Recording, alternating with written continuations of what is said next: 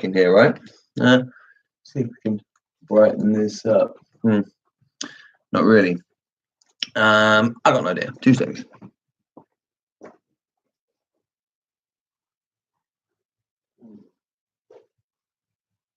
Well, my idea would have worked if I could find it. I'm trying to find a little. Here we go. This might be good.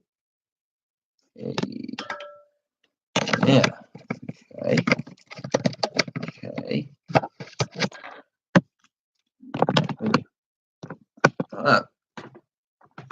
Yeah, that's good. That's good. In my eye, to be honest. Okay, right. Well, I guess that'll do. Yeah, that's good. That's good. So, hi. I'm Ellis, and I've just literally thought I'd try this for the very, very, very first time. So, yeah, it's 2019, right? And yeah, and all these New Year's resolutions and all sorts. People are kicking about as they do every single time. So,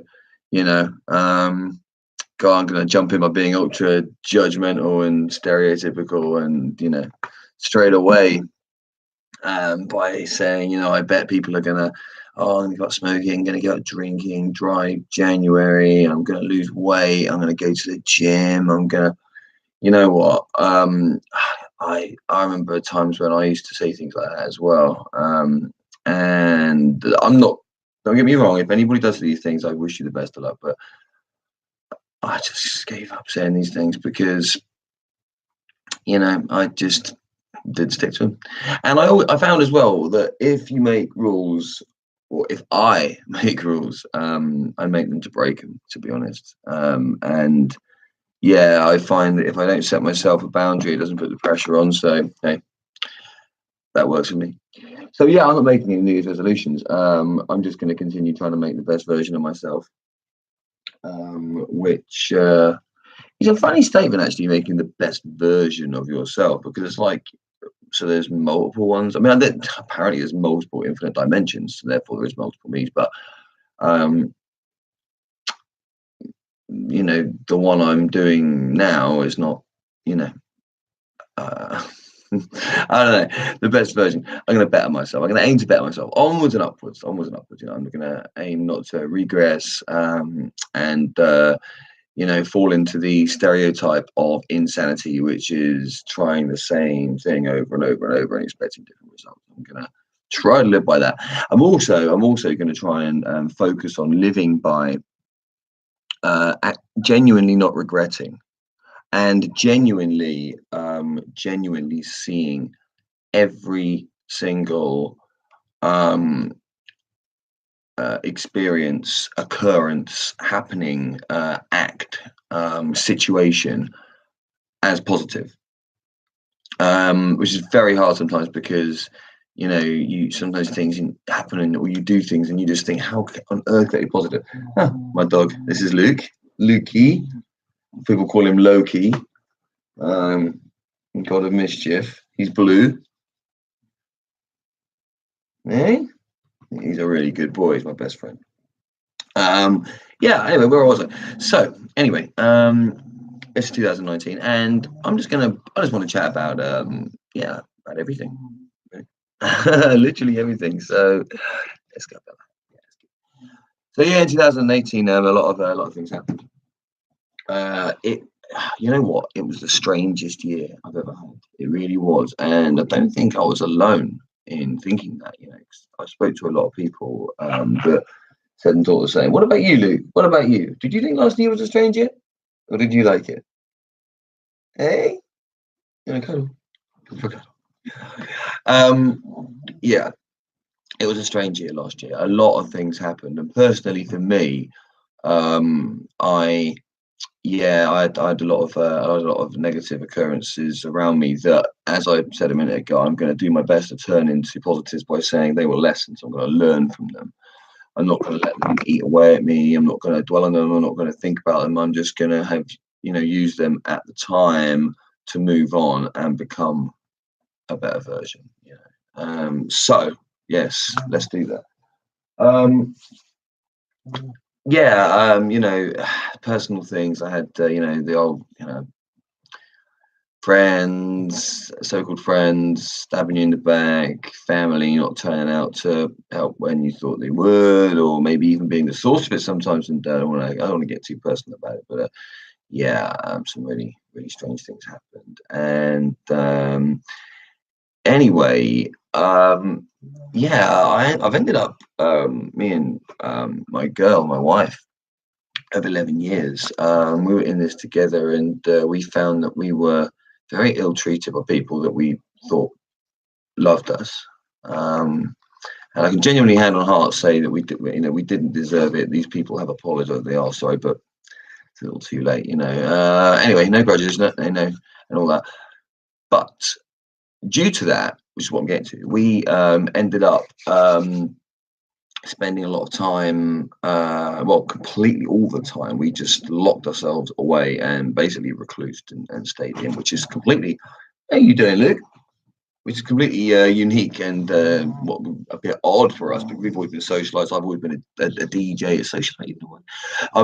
I've been a DJ for a long time, many years, and I've been a singer in bands, and I've been my wife's been a TV host and an actress, and yeah, I know we've really, really done a lot to socialise, and we were throwing so many parties at our place, and gone to so many parties at other places, and there was always something going on.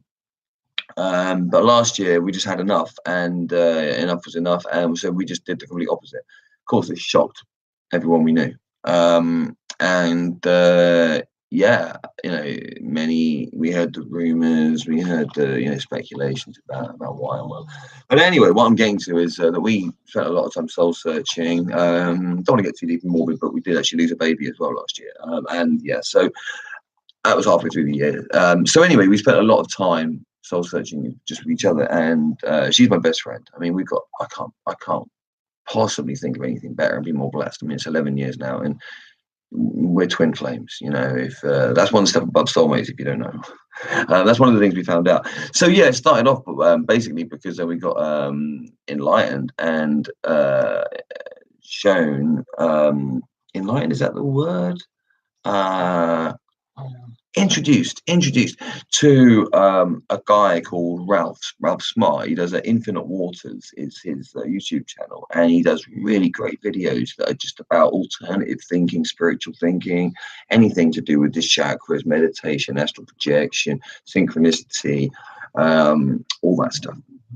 And yeah, we noticed that pretty much everything he was talking about related to us, and we noticed too. And we thought, it's not just us as weird. Then it's not just us. I mean, I grew up in a very spiritual family. My mum, she's always been what you'd call a self-proclaimed white witch. She loves, you know, Wicca and pagan, proper pagan. There's none of the dark, violent, negative stuff. Okay, that's if people think that about paganism, then that's a big misinterpretation. Anybody that practices that and calls themselves a pagan is actually, barking at the wrong tree.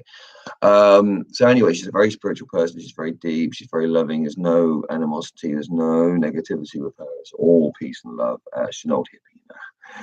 So I've grown up like that. So yeah, any alternative thinking and stuff, I'm really open to it, and I actually really approve of it and really go that way.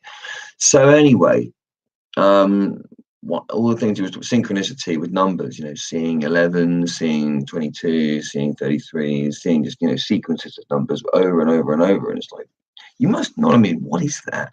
Well, as crazy as it sounds, it's the universe talking to you.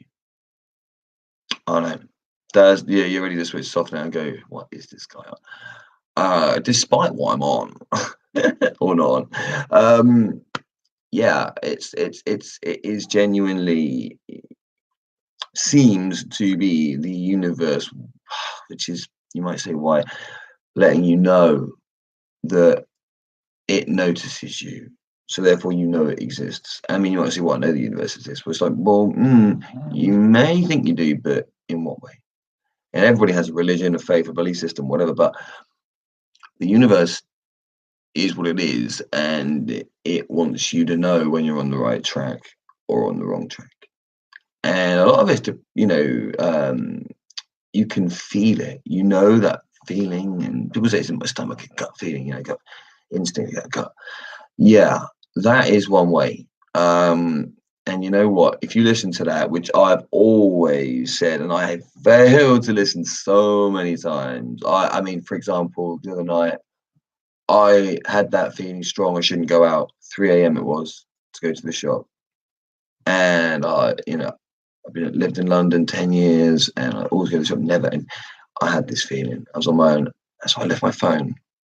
I thought I'd take my phone and go. I thought no, because well, then you got this feeling. What if something happens? I thought normally I'd take my dog, and I just thought no, I'll leave the dog here. It's only the shop. Literally, it's like 300 to 400 yards up the road.